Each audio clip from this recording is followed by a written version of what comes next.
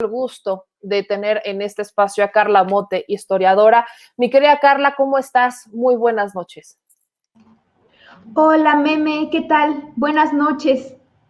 Pues mi querida Carla, tengo que hablar de este tema contigo porque creo que nos puedes dar mucha luz. El día de hoy en la conferencia es una de las conferencias que ha sido más solicitada. ¿Por qué lo digo? Porque se le pide mucho a la secretaria de Gobernación, sobre todo Olga Sánchez Cordero, que rindan cuentas y que expliquen cómo vamos en materia de violencia de género y feminicidios. El día de hoy, uno de los temas, aparte de todo, de toda esta rendición de información, se habló sobre los derechos. Los derechos no pueden ser consultados. Esta frase que dice la secretaria de Gobernación, los derechos no se consultan.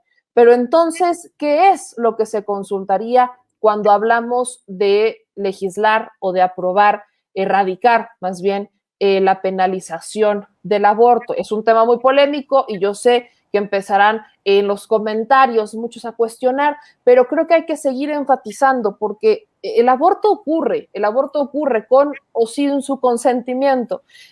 Ahí está, ¿no? Ocurre y muchas mujeres mueren en este tema.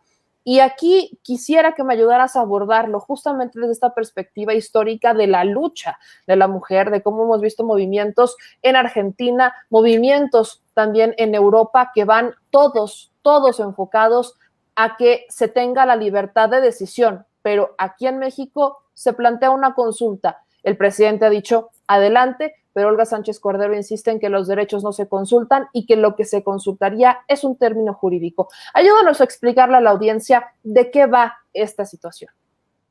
Bueno, pensándolo en términos históricos, querida Meme, el aborto está colocado en el presente como una de las temáticas, digamos, en la que confluyen los diversos feminismos. Y aquí tendríamos que puntualizar eso. El feminismo es un movimiento muy diverso, en donde hay muchas corrientes internas, pero el tema del derecho de las mujeres a decidir sobre sus cuerpos se ha colocado como uno de esos temas en los que hay consenso. Es decir, toda feminista que conoce la teoría de género, que ha estado de cerca del pensamiento feminista y de su desarrollo, está de acuerdo en que las mujeres pues tenemos el derecho sobre nuestros cuerpos y sobre todo pensándolo en que en el mundo ha existido, y esto es una herencia del patriarcado, un mandato de maternidad, es decir, a la mujer se le ha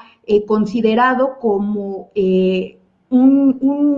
la maternidad uno de los destinos que son irrenunciables en su vida, y de ahí vienen muchas cargas que son como este origen de procesos en los que las mujeres nos hemos visto subordinadas, ¿no? En diferentes esferas. Pero sobre todo yo creo que tenemos que pensar mucho en que en este momento en particular hay un ambiente en el que afortunadamente, pensándolo en nuestra región en América Latina, están dándose procesos de apertura hacia el tema.